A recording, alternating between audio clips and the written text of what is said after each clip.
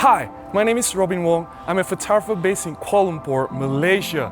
I have with me the Insta360 One R 1-inch edition. In this video, I want to talk about my horrible experience using this action camera.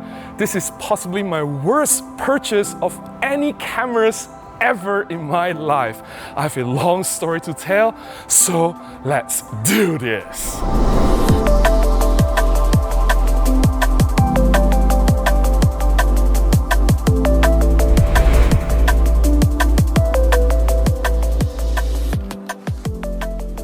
The main reason I want an action camera is to create a different perspective. When I'm shooting outside, doing my photo walks, I want to bring you with me. I want to show you around what's around me, what I'm seeing as a first person's perspective. As if you are there with me, I think that will be a more immersive experience. I've seen what Matti Solanto and Peter Forsgard have been doing with their action cameras, and they have been producing some really amazing content, and I do want to do the same.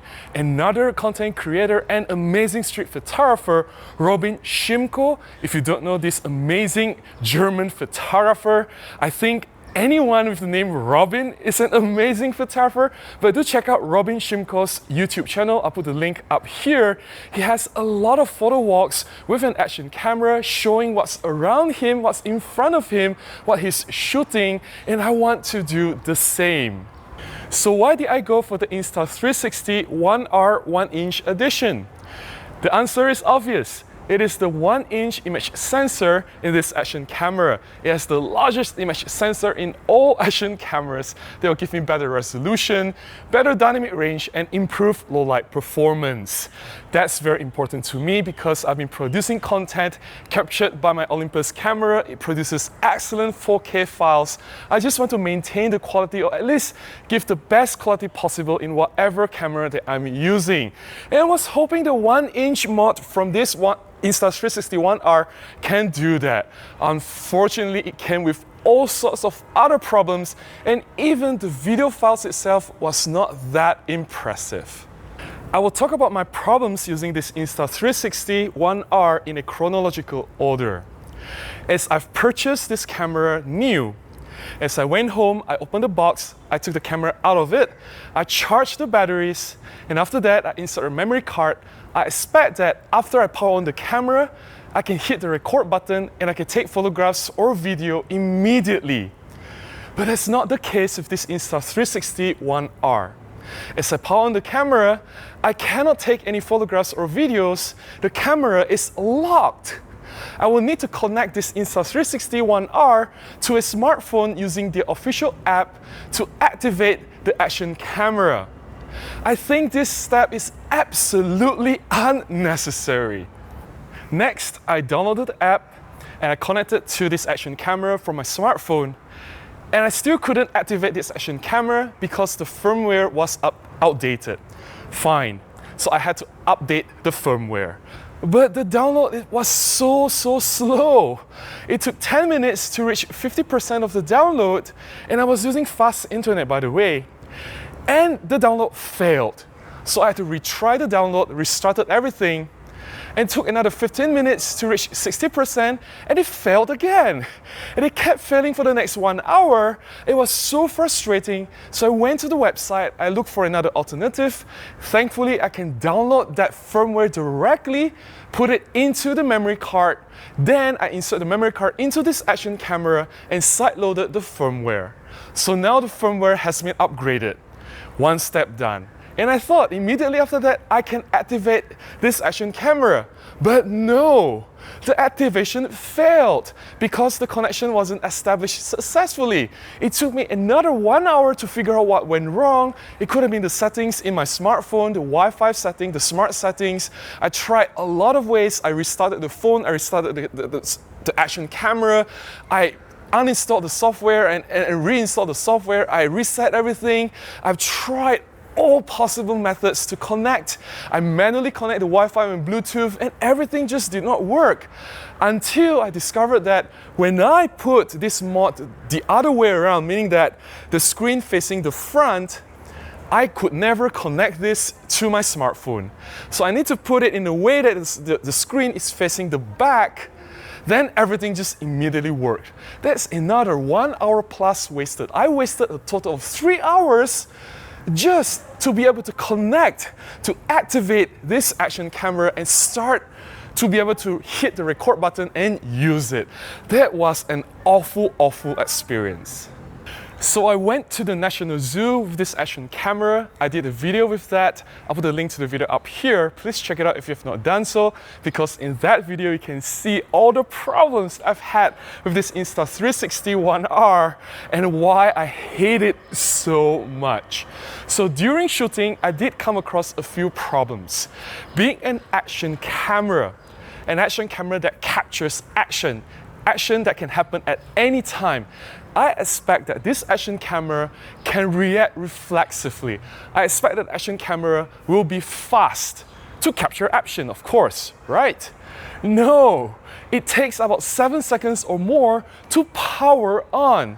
You press the power button, it doesn't start immediately. Okay, maybe I don't expect it to start immediately, but at least it takes maybe 1 to 2 seconds to power on and I'll still be okay. But no, it takes 7 seconds. That's just too long. And when I hit the record button, I expect it to record immediately because I need to capture the action. I see something happen, I can't wait. I need to capture it now. But no, this Insta360 One R, as you hit the record button, there is a 4 seconds delay before it starts recording. That's too long. Maybe it's 3 seconds. I don't know. It just felt like an eternity before it starts recording something. And once you're done with recording, when you hit the record button to stop recording, it doesn't stop immediately. It takes a few more seconds to stop. So sometimes I see something else happening. I want to start recording and start to record the next thing. I can't do that because in between there's a delay of maybe 6 to 7 seconds before I can start recording again. That's just too much delay when you hit the record button, and in between shots, I just cannot imagine how an action camera can be so laggy and so slow. Coming home from the zoo, I loaded the memory card into my computer, I transferred the video files, and I look at the video files. I expected that I can immediately work on the files, put it into my video editing software, and start making my video. That's not the case. The videos coming straight out of this Insta360 One R without any editing is rubbish. There is no stabilization and it is fully distorted. You see, all the amazing things that they advertise, the amazing stabilization, the amazing, how do I put it, horizon lock or whatever, and the dewarping or the linear look without the distortion, all this processing that they promise you, you need to download another separate software onto your computer, which is their Insta360 Studio. Then you import all these video files directly from the action camera. You start editing, you apply the stabilization, you apply the video dewarping or different perspective. You apply whatever settings that you want. Then you need to export these files one by one, all the videos, before you can start using the videos. I think this is ridiculous. It works against my workflow.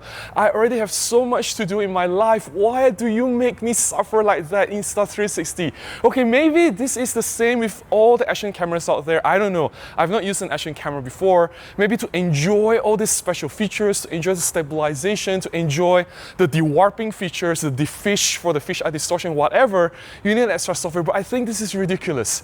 This is a smart device. We are in the year 2021. Why can't the videos be processed directly in this action camera?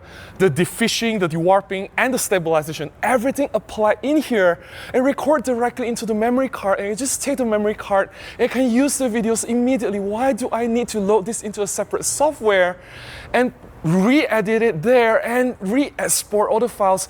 Imagine I had 20 over files, clips to export, and it took me hours to export all these files, and all the files were recorded in 5.3K full resolution with high bit rate. It was a nightmare. I tell you, it was a nightmare. That was already a long list of complaints And I told myself, okay, Robin, maybe this is an action camera, it is what it is, and I need to relearn certain things. I need to change the way I do my video recording, or I need to adapt my workflow, and I have to go through all these new troubles. It will be worth it. At the end of the day, I may need to suffer a little bit, but if the footage that I get out of this Insta360 One R 1-inch edition, if it is as good as promised, if it is as good as what all the YouTubers' reviews are saying, maybe it is okay. It is still worth whatever problems I've had. But you know what? Regrettably, I think the video that's come out from this is garbage. Okay, maybe not entirely garbage. Let me explain.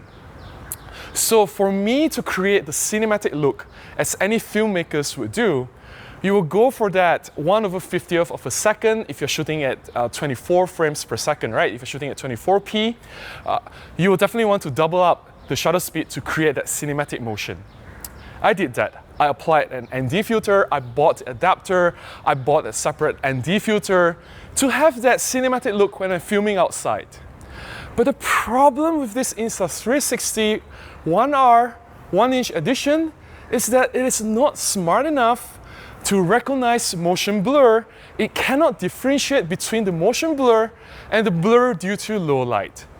It detects the motion blur in my images due to the 1/50th of a motion, and I've been walking around, moving a lot because there's a lot of motion, there's a lot of blur.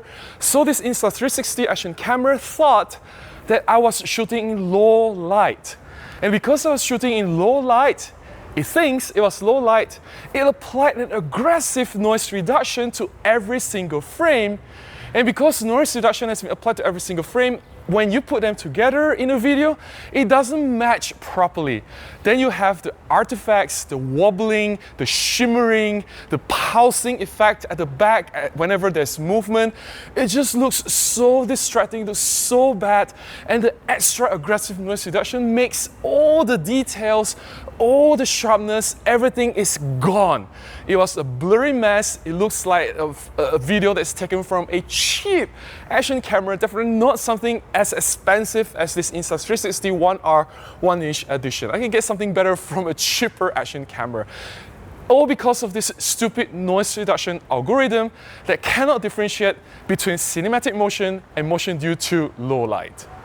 I don't know. Did anyone else experience this problem? Look at the background, look at the pulsing. It was so bad. This is unacceptable and, quite frankly, unusable. The Insta360 One R had so much promise. The modular system, the ability to attach different mods. You can just put in the 360 mod and you have 360 videography or photo. That would have been really incredible.